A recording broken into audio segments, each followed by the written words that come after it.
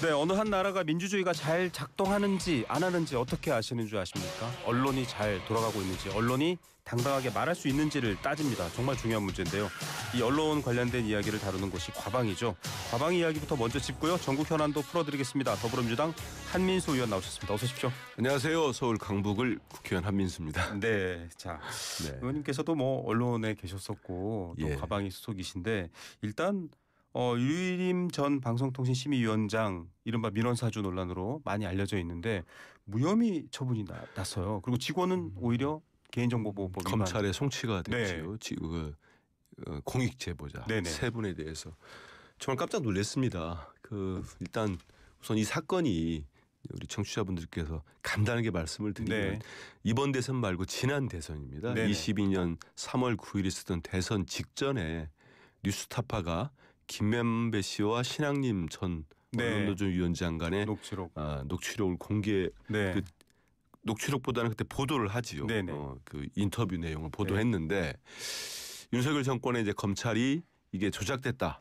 네. 의혹이 있다 하면서 대대적으로 뭐 특별수사팀도 만들고 네. 당시 국민의힘에서는 대선 여론 조작 사건이다. 어마어마한 공세를 했는데 네. 지금 우리 앵커 기억나시는 거 있습니까? 그 사건에 대해서. 정확하게는 또 금방 그렇죠. 지나가죠. 예. 제가 그 해당자 얘기 들어보니까 처음에 검찰이 그렇게 대대적으로 네. 정말 주장했던 내용들은 하나도 거의 입증이 안 된 것 같습니다. 네. 지금 어떻게 되는지 우리 국민들이 저도 저를 포함해 기억을 못해요. 예. 그런데 이 23년 그다음 이듬해 9월 달에 이틀에 걸쳐서 네. 한 100명이 방심위에 민원을 제기합니다. 네. 근데 그중에 최소 40명이 네. 류일임 전 방심위원장의 쌍둥이 동생, 네. 가족, 아들, 처제, 친인척, 네. 예전 직장 동료들이 민원을 제기를 합니다. 예. 이게 정상적 민원을 볼 수 있습니까? 결국 이게 민원을 사주했다. 네. 청북 민원이라는 의혹이 제기가 됩니다. 예. 여기에 대해서 그의 말에 방심위에 있는 양심적인 직원들 3명이 네. 고발을 합니다. 국민권익위에. 이 사건입니다. 네네. 이 사건인데 경찰이 저희도 유심히 지켜봤는데 수사를 제대로 안 했어요. 윤석열 정권의 검찰이. 검찰이 심지어는 유일임 본부장에 대한 강제 수사는 제가 알기로 한 차례도 이루어지지 않았습니다. 아, 양천경찰서이기도 하고요. 또 서울경찰청 반부패 수사단도 맞습니다. 하고 있는데 네. 류일임 전 위원장은 수사를 안 하고, 그러니까 대면 수사를 안 하고. 그렇죠. 그리고 그때 경찰 입장에서는 압수수색을 3번 정도 청구를 했는데 또 검찰이 기각을 했답니다. 예. 그 반면에 공익 제보를 한 직원들은 네. 압수수색을 2차례 정도 제 기억에 당했습니다. 네, 경찰이 이렇게 설명을 했어요. 류 전 위원장이 지인을 통해서 민원을 넣게 한 것으로 의심되지만 거기에는 진짜 민원도 있기 때문에 어떻게 인과관계를 단정하느냐 이렇게 설명했죠. 저는 이제 그 경찰 수사 결과에 나온 말을 보고 깜짝 놀랐습니다. 네네. 사주를 받은 민원이라도 네. 민원인이 그 취지에 공감했다면 진정한 민원이다. 전 역대급 어록으로 또 남을 겁니다. 황당한 어록으로. 네. 그거 이해가 됩니까? 그래서 류일임 위원장에 대해서는 이 업무 방해에 대해서는 그냥 무혐의를 내렸고요. 이해 충돌에 대해서는 뭐 일부 인정을 했는데 반면에 그 공익 제보자들 3명은 검찰에 송치를 했거든요. 근데 우리가 잘 아시겠습니다마는 부패방지법이나 공익 신고에 관련된 보호법을 보면은 그 공익 신고에 관련돼 가지고 불가피하게 위법 행위를 하면은 거기에 대한 면제 조항이 있습니다. 죄를 묻지 않는 조항이 있는 거거든요. 근데 여기에 대해서 이 3분은 다시 또 검찰에 송치해 가지고 개인정보를 유출했다는 혐의를 했는데 이 결과는 바로잡아줘야 된다고 보고 있습니다. 민주당 차원에서는 어떻게 대응하실까요? 저희 일단 과방위에서 저를 포함해서 우리 과방위원장까지 해서 성명을 냈고요. 저희 당에서도 대변인 논평과 지도부에서 관심을 갖고 지금 현재 이제 검찰로 갔기 때문에 검찰이 제대로 수사를 하도록 해야 됩니다. 이렇게 말도 안 되는 민원을 사주했다는 의혹이 있는데 그것도 그 지금 공익제보자 3명 말고요. 그 류일임 전 방심위원장 편에 서가지고 지금까지 진실을 감추려고 했던 방심위 간부가 국회 과방위의 모든 기자와 국민이 보는 자리에서 양심 선언까지 했습니다. 그럼에도 불구하고 이런 수사 결과가 나왔다는 건 도저히 이해할 수 없는 조치입니다. 예, 재수사를 요구하실 건가요? 수사 다시 해야죠. 예. 다시 하고 검찰도 제대로 해야 돼요. 알겠습니다. 그리고 지금 사실 방통위 현안이 많습니다. 네. 방통위가 방송이나 언론만 담당하는 게 아니고요. 여러 현안도 담당해야 되는데 이준숙 위원장이 연일 뉴스에 오르내리고 있습니다. 휴가 반려 이 폭우 때 뭐 그 얘기도 지금 나왔고요. 이준숙 위원장은 대의를 위해 목숨 걸었던 전력 있는 사람만 돌을 던져라. 이게 또 어떤 의미인가 싶기도 하고요. 이준숙 위원장의 거취에 대해서 먼저 한번 얘기해 주시죠. 그게 무슨 말입니까? 근데 대의를 위해서 뭐 많은 해석들은 나오고 있으면 제가 설명하기는 적절하지 않고요.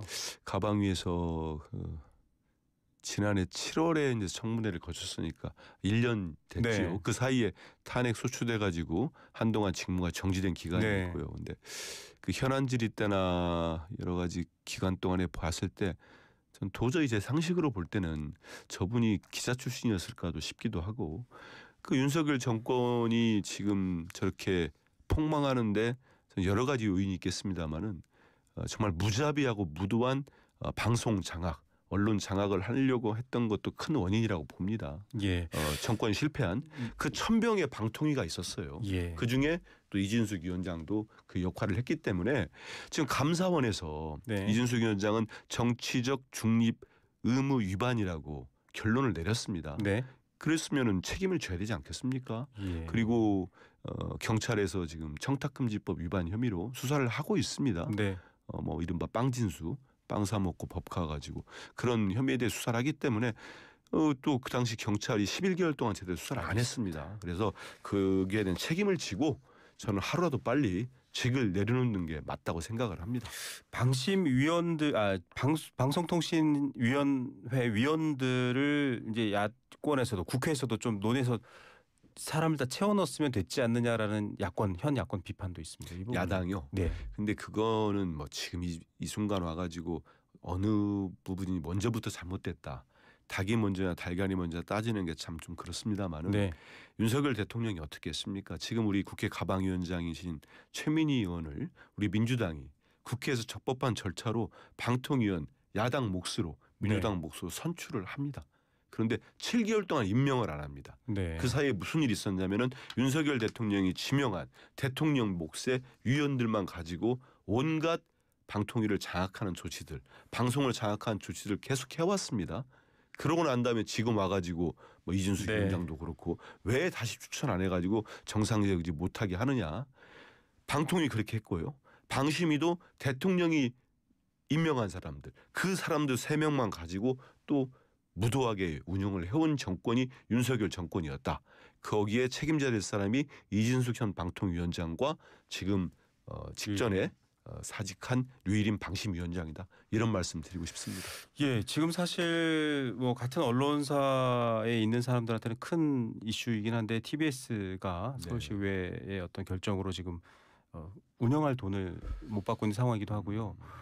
이 부분도 지금 좀 어떻게 해결되고 있는지 대단히 안타깝죠. 그 서울시장이 바뀌고 정권에 따라서 여야가 바뀌었다고 해서 멀쩡한 정말 공영방송, 라디오 방송을 저렇게까지 망쳐놓은 거는 나중에 역사적 또 정치적 법적 책임을 저는 져야 된다고 봅니다. 그런데 지금 말씀하신 대로 지난 9월에 출연기간 서울시 출연기간 해제를 하는 과정에서 분명히 법에 명시가 되어 있습니다. 서울시와 그 기관장이죠. 그리고 해당 부처장, 방송통신위원장 그리고 또 한 군데가 여기에 대해서 관련되어 있는 그다음에 서울시장, 그다음 행안부 장관 이 협의를 하도록 되어 있습니다. 근데 협의를 제대로 안 됐다는 의혹이 짙어요. 그러면 이거 위법적인 사항 아니겠습니까? 저도 지난해 국정감사에서 당시에는 김태규 방통위 직무대행한테 질의를 했습니다. 방통위도 거기에 대해서 일부 잘못된 부분을 인정을 합니다. 알아보겠다고 합니다. 근데 지금까지도 거기에 대해서 명확한 입장을 내놓지 않았어요.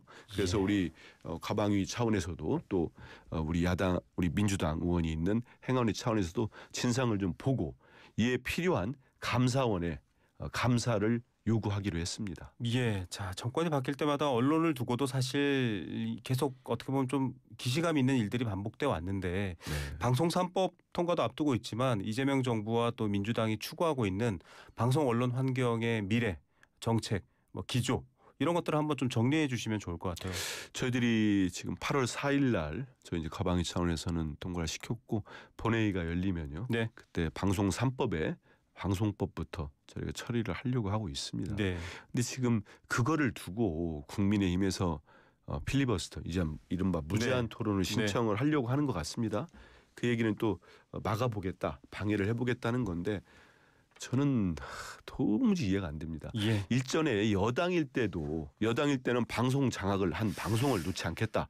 윤석열 정권의 방송 장악을 계속 지속하겠다. 그런 의도였거든요. 네네. 근데 저희들이 여당이 됐는데 저희들이 공영방송을 국민의 품으로 돌려드리겠다는 겁니다. 우리는 윤석열 정권처럼 하지 않고 방송의 독립성과 공정성을 확보해드리겠다는 거예요. 권력이 언론을 장악하지 않겠다. 그렇습니다. 우리 이재명 대통령님은 그런 분이 아니거든요. 그래서 내려놓겠다. 앞으로 국민의 품으로 공영방송을 돌려주겠다고 하면은 야당이 된 국민의힘은 와 우리는 그렇게 했지만 민주당은 다르네 하면서 평가를 하고 박수를 쳐야 될 일 아닙니까? 그런데 야당이 반대를 합니다. 네. 이게 완전히 이해할 수 없는 상황이 벌어지고 있는 거죠. 이거는 결국은 우리 국민들께서 평가하시고 저는 국민의힘, 국힘당이 계속 국민과 다른 방향으로 간다면 결국은 사라질 겁니다. 예. 자, 여기 현안은 이 정도까지 여쭤보고요. 사실 네. 지금 여러 가지 중요한 문제들이 많은데 일단 국내 상황부터 보겠습니다. 특검 수사, 3특검이 열심히 지금 수사를 하고 있는 상황인데 윤석열 대통령 또 김건희 여사 소환 조사를 놓고도 일단은 그 단계부터 막혀 있는 상황이에요. 여러 가지 출석 통보에 응하지 않고 있거든요. 계속 이런 상황이 좀 지속되면 정치적인 해석들도 자꾸 나오고요. 저는 윤석열 전 대통령은 이미 작심을 한 것 같습니다. 특검은 내란 특검이 됐든 김건희 특검이 됐든 네. 최혜병 특검이 됐든 수사에 응하지 않겠다. 여러 가지 이유가 있겠습니다만 첫째로는 본인이 나가서 어떠한 논리도 방어가 불가능한 상황이 됐습니다. 이미. 왜냐하면 이른바 문고리들 그리고 측근들이라는 사람들이 다 입장을 180도 바꾸고 있어요. 네. 윤상현 의원도 전화통화 한 적 없다고 하지만 다 인정을 하고 있고 네. 용산 대통령실에 있던 참모들도 대통령이 최혜병 사건을 은폐 축소하는 과정에서 경로했다. 다 진술하고 있지 않습니까? 네. 내란 특검에 가서도 뭐 어떻게 그걸 숨길 수가 있겠습니까? 네네. 이런 상황에서 나가봤자 네. 수사 받아봤자 자기가 어떻게 변명할 여지가 없습니다. 네. 그게 첫째 크고 두 번째는 그나마 알량한 윤 어게인을 외치는 정말 네. 소수의 극렬 지지층을 네. 향해서 나는 끝까지 죄를 인정하지 않았다. 이런 알리바이를 남기려고 하는 것 같아요. 민주당 차원에서는 정부라든지 특검 쪽에 어떤 네. 메시지를 관련해서 내고 아니 있습니까? 특검이 지금 독립적으로 수사를 하는데 네. 저희들이야 할 수 있는 거는 윤석열 전 대통령에 대해서 고만 뻔뻔하고 네. 제대로 수사 받아라 촉구하는 방법밖에 없고요. 네. 특검은 3대 특검은 이런 데에 대해서 절대 휘둘리지 말고 뭐 그럴 분들도 아닙니다만 네. 법과 원칙 정의와 상식에 맞게 엄정하게 수사를 하면 될 거라고 보고 있습니다. 알겠습니다. 자, 뭐 여러 가지 현안들은 저희가 얘기를 했고요. 이준석 대표가 개혁신당 대표 되자마자 특검의 압수수색을 받았습니다. 지금 관련해서 뭐 여러 가지 얘기가 나오고 있는데 특검에 덫에 걸렸다라는 언론 제목까지 나올 정도거든요. 어떻게 평가하세요? 민주당은 뭐 만약에 필요하다면 체포동의안 하겠다. 아니 뭔 도제 걸립니까? 죄를 지었으면 벌을 받아야지요. 네. 그게 어떤 사람이 됐든 안 그렇습니까? 네. 이제 전직 대통령도 죄 받고 전직 영부인도 죄에 따라서 벌 받는 겁니다. 네. 근데 야당 대표가 죄를 지었으면은 압수수색도 받는 거고 이재명 대통령은 야당 대표 때 400번 가까이 압수수색 받았습니다. 네. 근데 지금 또 얘기 들어보니까 이분도 거짓말 많이 하는 것 같아요. 네. 공교롭다. 마치 뽑히자마자 이런 거는 정치적 의도가 이런 식으로 계속 정치를 해온 거 이 사람이 13년 14년 동안 네. 나이만 좀 어린 편이지 아주 구태스러운 정치를 하고 있어요.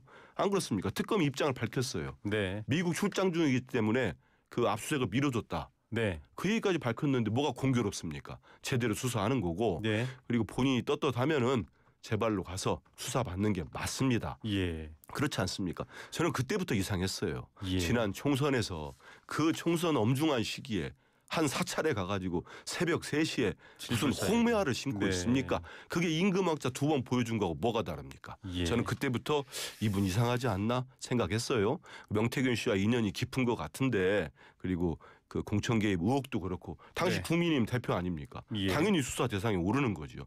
그리고 뭐 여러 가지 여론조사상의 뭐 의혹들도 있는데 말끔하게 해소되려면 수사 제대로 받는 게 맞고요. 네. 뭐 수사 받았는데 거기에 따라서 죄가 입증이 돼서 체포영장이 오면은 당연히 거기에 대해서 찬성 처리해야 되지 민주당 않겠습니까? 국회 윤리특위도 가동했고요. 네. 지금 정청래, 박찬대 두 당대표 후보는 체포동의안 오면 즉각 처리하겠다라고 입을 모았습니다. 저도 즉각 처리할 겁니다. 예.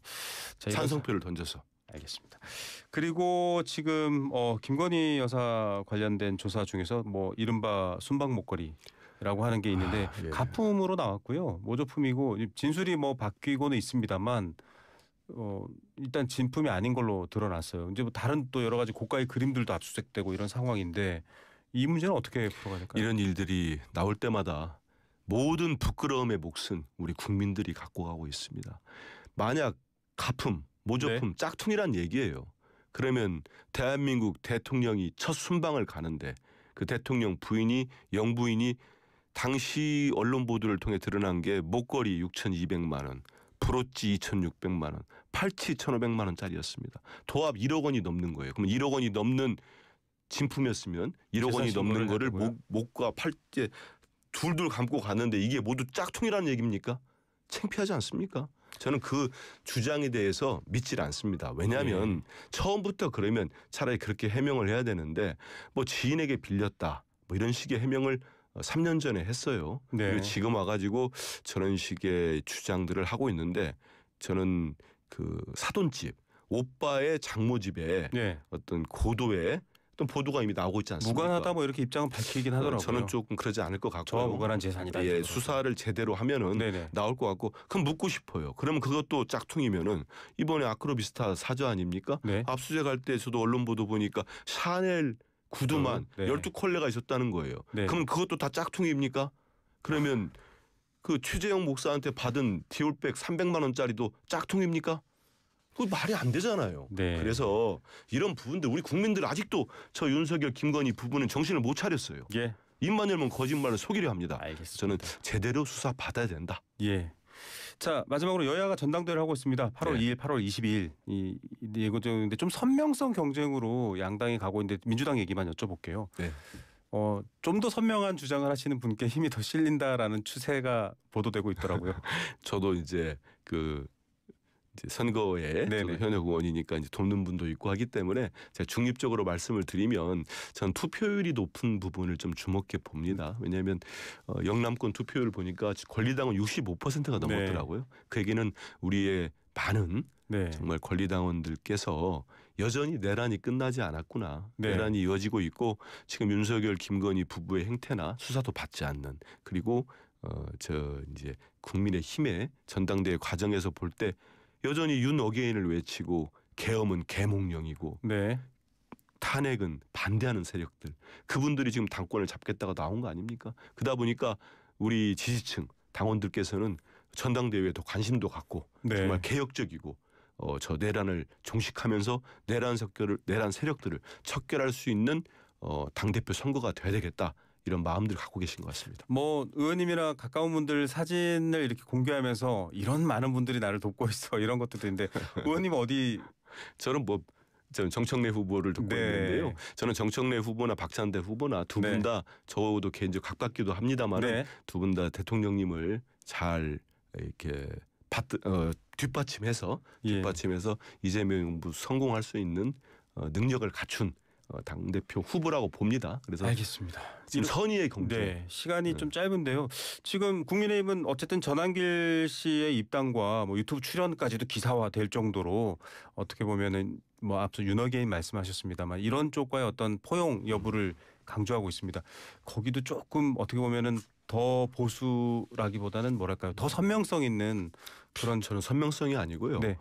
상대당이니까 좀 미안합니다만은 지금처럼 보이고 또 여론 지표상의 그 선두권의 후보들의 면면을 보면은 저는 이대로 가면은 극우 세력에 의해서 정말 수많은 집권과 국민들로부터 많은 지지를 받았던 거대 정당 하나가 극우 세력에 의해서 포획되고 극우 세력이 점령하는 사태가 올 것 같습니다. 결국 분당으로 가지 않겠습니까? 알겠습니다. 분당으로 갈 수 있다. 오늘 얘기 여기까지 듣겠습니다. 오늘 말씀 감사합니다. 고맙습니다. 더불어민주당 한민수 의원이었습니다. 크리네어 테크. 크리네어 테크 집중기 주물 작업 연마 작업 페인트 작업 분진가스 냄새 연기 작업장 분진 이 세상에 못 없애는 분진이 어딨어. 크리네어 테크 기술력이 끝내줍니다. 크리네어 테크. 크리네어 테크 집중기. 춤과 노래를 즐기는 장수마을 가고시마의 100세 어르신들. 건강 비법은 흑초. 100세 시대. 골골백세냐 생생백세냐는 지금 결정됩니다. 늦기 전에 샘표 흑초하세요. 매일매일 흑초 습관. 샘표 흑초 100년 동안. 클릭 한 번으로 다양한